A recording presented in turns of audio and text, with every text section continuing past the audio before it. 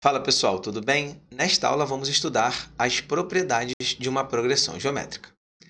Existem três propriedades de uma PG que são úteis para resolver alguns tipos de questões, sobretudo aqueles que envolvem incógnitas. Veja a questão abaixo, dois pontos. Sabendo que n mais 10, n mais 40 formam nessa ordem uma progressão geométrica de termos não nulos, podemos afirmar que a soma dos termos é igual a dois pontos. Aqui nós temos as opções. Vamos aos detalhes. A questão que é a soma dos termos. Claro que existe uma fórmula para isso. Mas observe que nós temos a variável n, ou seja, a incógnita n. Para resolver questões como essa, é fundamental que o aluno conheça as propriedades relativas a uma progressão geométrica. Então, qual o bizu aqui, pessoal? Observei uma questão de PG. Percebi que existe uma incógnita ou existem incógnitas, podem aparecer mais de uma. A ideia é, primeiro, em algum momento, o aluno trabalhar uma das propriedades da PG. Nesta aula, vamos estudar três propriedades. Vamos lá, vamos conferir a primeira. Produto dos termos equidistantes dos extremos de uma PG. Quando eu falo equidistantes, significa mesma distância. Então, aqui eu vou observar o comportamento dos termos que estão à mesma distância dos extremos. Como assim, Júlio? Vamos lá que vocês vão perceber.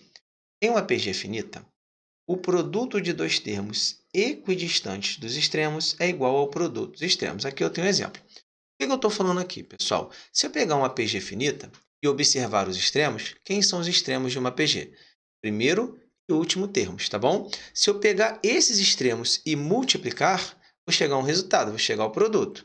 Se eu pegar termos que estão a mesma distância dos extremos e multiplicar esses termos, significa que o produto vai ser idêntico ao produto dos extremos. Vamos verificar na prática que é mais fácil. Quem são os extremos aqui nessa PG, pessoal? Primeiro e último termos. Eu vou multiplicar esses termos. Se eu fizer aqui 1 vezes 32, eu encontro o produto dos extremos. Lembrando que 1 é o elemento neutro do produto, então eu encontro 32. Se eu observar agora o comportamento dos termos equidistantes dos extremos, por exemplo, o 2 e o 16 são termos equidistantes dos extremos. Por quê? Estão a uma mesma distância. Observe que do 2 para o primeiro termo, eu tenho apenas uma casinha. Do 16 para o 32, eu também tenho apenas uma casinha.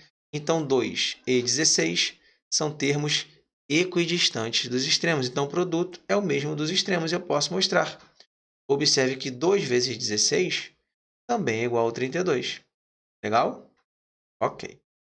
Agora, observe o 4 e o 8. Eu sei que você já percebeu que são termos equidistantes dos extremos. Do 4 para o 1, eu tenho duas casinhas. Do 8 para o 32, eu tenho duas casinhas. Então, são termos equidistantes dos extremos. E, claro, o produto é idêntico. Claro que 4 vezes 8 é igual a 32. Tudo bem até aí, pessoal? Então, já guarda isso. Olhei para os extremos. Produto. Tem um resultado. Se eu pegar termos que estão à mesma distância dos extremos, o resultado do produto, ou seja, da multiplicação, vai ser igual ao produto dos extremos. Fechou? Legal. Vamos para a próxima propriedade. Propriedade da média geométrica. Pessoal, essa propriedade, ela chove em prova. É a mais cobrada, é a mais aplicada, tá bom? Isso aqui, pessoal, chove em prova. É muito importante que vocês entendam, tá bom? Então, vamos lá. Considerando três termos consecutivos de uma PG, o termo do meio será igual à média geométrica dos outros dois termos. Então, o que eu estou falando aqui, pessoal? Se eu pegar três termos consecutivos, o termo do meio ele sempre será igual à média geométrica do seu antecessor e sucessor. Vamos ver na prática que é mais fácil. Vamos pegar os três primeiros, tá bom? Eu tenho aqui 1, 3 e 9. Como é que poderia aparecer numa prova? Eu coloco assim, ó, x e 9. Aí eu pergunto, qual o valor de x, sendo esses valores termos consecutivos de uma PG? Eu tenho duas formas de definir o valor do x, tá? Em relação à média geométrica, que é a propriedade do antecessor e sucessor. Primeira forma, que eu vou chamar de F1. Eu vou falar que x ao quadrado é igual a 1 vezes 9. bom, pessoal? Termo do meio, eu elevo ao quadrado e falo que ele é o produto entre o seu antecessor e sucessor. X ao quadrado é igual a 9. Aí eu defino a raiz de 9, porque aqui ó, eu tenho potência e o expoente é 2. O expoente vai virar índice do radical. E neste caso eu não preciso colocar o 2 aqui, tá bom? Raiz de 9 é 3. Pronto, defini o valor de x. Essa é a primeira forma. O que eu fiz aqui, pessoal? Eu peguei o termo do meio, elevei ao quadrado e falei que ele é igual ao produto dos outros dois, ou seja, produto do antecessor e do sucessor. Como é que eu poderia fazer de uma maneira mais direta? De uma maneira mais direta, poderíamos fazer assim, ó. 1, x e 9. Esse é o termo central, é o termo do meio em relação a esses três elementos, tá bom? Eu falo isso, ó, o valor de x é igual a 1 vezes 9 dentro do radical. É justamente o raciocínio da média geométrica.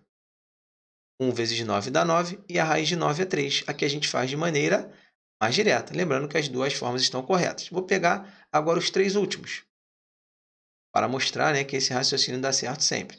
Poderia aparecer 9y e 81. Aí eu pergunto, qual o valor de y? Posso falar o seguinte, o valor de y vai ser a raiz de 9 vezes 81. Então, o valor de y vai ser igual a raiz. 81 vezes 9, pessoal, é 729. Eu quero saber a raiz de 729. A raiz de 729 é 27, que é o valor de y, tá bom? O que é média geométrica na prática, pessoal? Só para a gente poder pensar aqui um pouquinho, né, os fundamentos de matemática.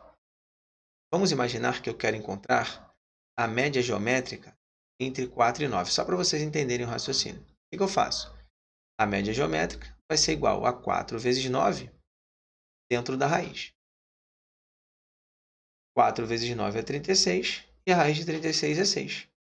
Agora, se houvesse três valores, o que não vai acontecer em PG, tá bom? Eu pensaria de maneira parecida, só que o que mudaria seria o índice do radical. Se eu tenho três valores, a média geométrica vai ser o produto desses valores dentro do radical, só que o índice vai ser 3, porque eu tenho três valores.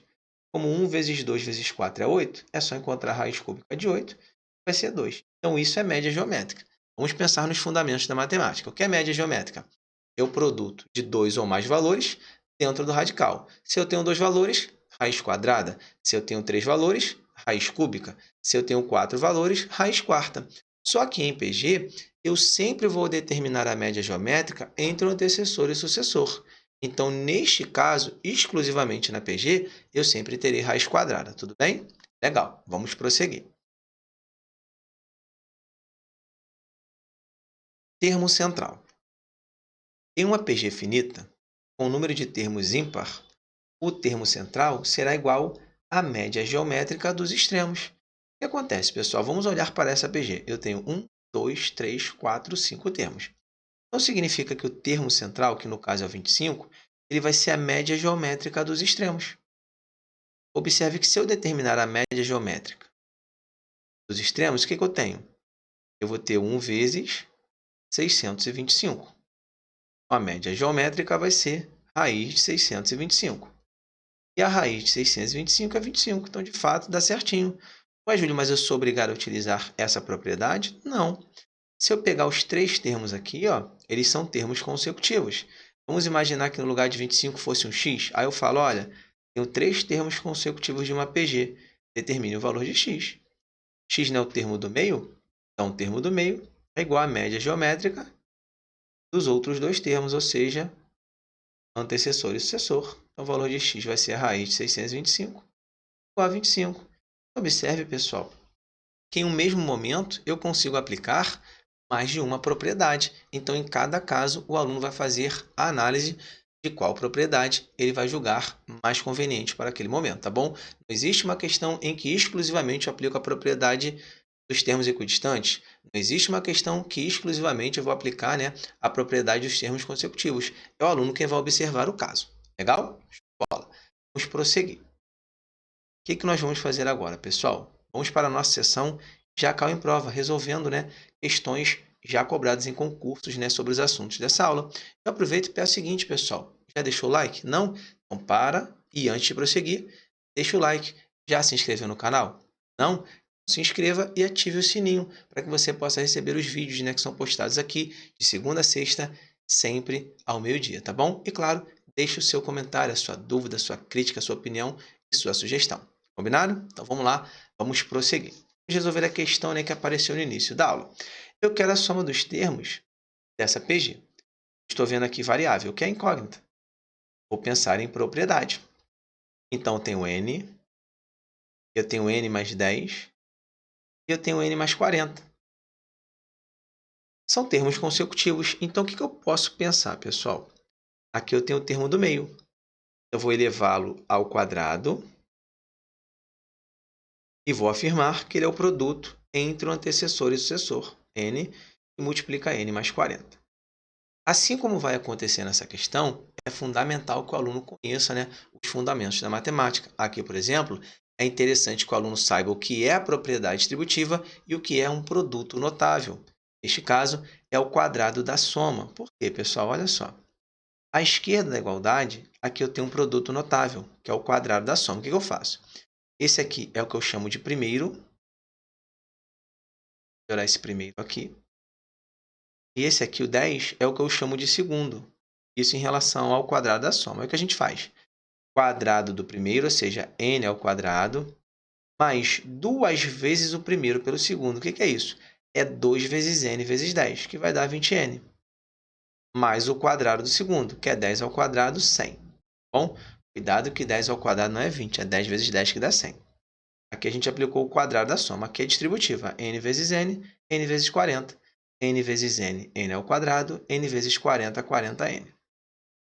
Agora vamos resolver. Eu posso cortar n ao quadrado com n ao quadrado. Por quê, pessoal? Esse n ao quadrado, por exemplo, ele pode vir para a esquerda da igualdade e ele vem negativo. Aí eu teria n ao quadrado menos n ao quadrado, que é dar zero, tá bom? Legal. Aí o que acontece? Aqui eu tenho 40n. Eu posso trazer para cá, que ele vai ficar negativo. Aí eu teria que pegar o 100 e passar para cá, que também ficaria negativo. Então vai dar um trabalho danado. Por que eu estou falando que vai dar um trabalho danado? Eu posso pensar de uma outra forma, gente. Olha o que eu posso fazer. Eu posso tão somente pegar o 20n e passá-lo para a direita da igualdade. Vai ficar negativo. Assim eu faço, né, de maneira até mais rápida. Os alunos têm o costume de deixar a variável à esquerda da igualdade, mas nada impede que ela fique à direita, tá bom? Aí passaremos a ter 100 é igual a 40n menos 20n. 40 menos 20 dá 20. Então, tenho 100 é igual a 20n. 20 está multiplicando n, vem para o outro lado dividindo. E 100 dividido por 20 é o valor de n. Logo, eu posso afirmar que n é igual a 5. Acabou a questão? Não.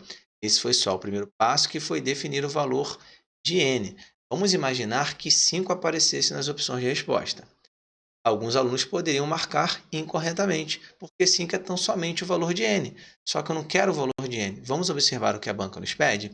A banca quer saber a soma dos termos. Então, vamos primeiro definir quem são os termos. Nós temos n, n mais 10 e n mais 40. Nós queremos somar esses termos e chegar, né, à nossa solução, que é o nosso foco. Aí vamos lá, é só substituir. N, 5. Então, eu tenho 5 mais n mais 10, pessoal, é 5 mais 10, que vai dar 15, mais n mais 40. É 5 mais 40, que vai dar 45. 5 mais 15, 20, mais 45, 65, que é o nosso gabarito. Portanto, o gabarito é a letra D. Observe que, de fato, nós temos uma PG. E só para poder contextualizar, pessoal, nós temos uma PG de razão 3, né? Repare que 5 vezes 3 dá 15 e 15 vezes 3 dá 45. Questão bastante interessante. Ela trabalha propriedade PG, trabalha matemática básica. O aluno tem que saber produto notável, tem que saber a propriedade distributiva, tem que saber equacionar. Então, repare que é uma questão contextualizada muito comum nas provas de hoje. Bem? Beleza? Vamos prosseguir. Na sequência numérica x, y, 6, 4, atenção, hein? Os 3 primeiros termos estão em progressão aritmética e os 3 últimos termos estão em progressão geométrica. Nessas condições, é correto afirmar que o valor de x menos y é igual a 2 pontos. Então, repare que aqui, pessoal, eu tenho PA, que é a progressão aritmética, e tenho PG, que é a progressão geométrica. Devo ter cuidado, tá bom? Vamos lá resolver essa questão. Nós temos aqui, ó, x, y, 6 e 4. O que a banca disse? Que os 3 primeiros estão em PA. Então, se eu olhar para esses 3, eles estão em PA. E os 3 últimos estão em PG. Beleza. O que acontece? Se eu pensar nos 3 primeiros, eu não tenho muito o que fazer, porque aparecem 2 variáveis. Agora, se eu olhar para os 3 últimos, aí eu já consigo trabalhar uma das propriedades da PG. Vamos observar aqui os 3 últimos, y, 6 e 4. Vou destacar aqui, ó, y, 6 e 4. O que diz a propriedade da média geométrica? O termo do meio é a média geométrica dos outros dois. E o que a gente já aprendeu? Que eu posso pegar o 6 ao quadrado e falar que ele é o produto dos outros dois. Y vezes 4 é a mesma coisa que 4 vezes y. Como 6 ao quadrado é 36, cuidado para não fazer 6 vezes 2, é 6 vezes 6, eu consigo definir o valor de y. 4 está multiplicando o y, vem para o outro lado dividindo. O valor de y é 36 dividido por 4, que é igual a 9. Cuidado, tá, pessoal? Porque o 9 aparece aqui. 9 é o valor de y. Eu mencionei já, tá? Cuidado, que pode ser uma pegadinha. Se o aluno marcar aquele valor ali, ele pode errar. Achamos apenas o valor de y. Eu não quero o valor de y. Eu quero x menos y. Então, primeiro eu tenho que achar o valor de x. Tá bom? Achei então somente o valor de y. Cuidado, isso aqui pode ser uma pegadinha. Por que eu falo pode ser, pessoal? Porque o valor de y, a depender da banca, ele pode coincidir com o que a banca pediu, que é x menos y. Então, cuidado em relação a isso, tá bom? Por enquanto, eu vou pensar o seguinte, pode ser o resultado, mas também pode ser uma pegadinha. Vamos definir o valor de x. De que forma? Eu tenho aqui, ó, x, y e 6, tá? Vamos olhar para cá agora. Questão interessantíssima. Eu tenho x, y e 6, que são, né, os termos que formam a minha PA, minha progressão aritmética. Eu já sei o valor de y, que é 9. Agora eu consigo facilmente definir, né, o valor de x, não preciso de propriedade. Por quê, pessoal? Se aqui, ó, de 9 para 6, eu estou reduzindo 3 unidades. Então, significa que de x para 9, eu também reduzi 3 unidades. Então, agora é o seguinte, pessoal, é o processo inverso. Se para a direita eu venho diminuindo, para a esquerda eu vou aumentando, porque 6 mais 3 dá 9, e 9 mais 3 vai ser o valor de x, que é 12. Então, repare que aqui, pessoal, o valor de x é 12. E olha que interessante, olha como é que a banca pegou pesado. O 12 também aparece nas opções de resposta, só que aqui eu tenho o valor de x, e é aquilo que eu sempre falo. Isso aqui pode ser uma pegadinha e eu acredito, né, que alguns alunos podem ter caído na época da prova. Então, agora a gente vai definir a questão. O que a banca nos pede? Ela quer x menos y. Claro, x menos y não vai ser 12, também não vai ser 9, porque o x é 12 e o y é 9. Então, x menos y vai ser 3. Então, nosso gabarito não é a letra C, pegadinha, não é a letra E, que é pegadinha, é a letra A, porque x menos y é igual a 3. Questão bastante interessante, tá, pessoal? E, claro, Júlio, eu conseguiria aqui, através de uma propriedade, definir o valor de x? Sim, porque na PA, pessoal, só para poder contextualizar, vou fazer aqui nesse espacinho, eu também conseguiria definir o valor de x através de uma propriedade, que é justamente da média aritmética. Eu tenho aqui ó, x, 9 e 6. Eu posso falar que o termo do meio ele é a média aritmética dos outros dois, ou seja, x mais 6 dividido por 2. Aqui o que a gente faria 2 vezes 9, 18. 18 é igual a x mais 6. 6 é positivo, eu passo para a esquerda, a igualdade ele vem negativo. 18 menos 6 é o valor de x. X é igual a 12. Tá bom, pessoal? Então, seria uma outra forma de entender, né, o valor de x. Ok? Show de bola? Então, é interessante que o aluno siga a sequência das aulas. Porque aqui, por exemplo, eu precisei saber um pouquinho de progressão aritmética para resolver a questão. Beleza, pessoal? Show de bola? Então é isso, encerrar nossa aula por aqui. Foi um grande prazer. Espero que vocês tenham gostado. Tamo junto, um grande abraço e até a próxima.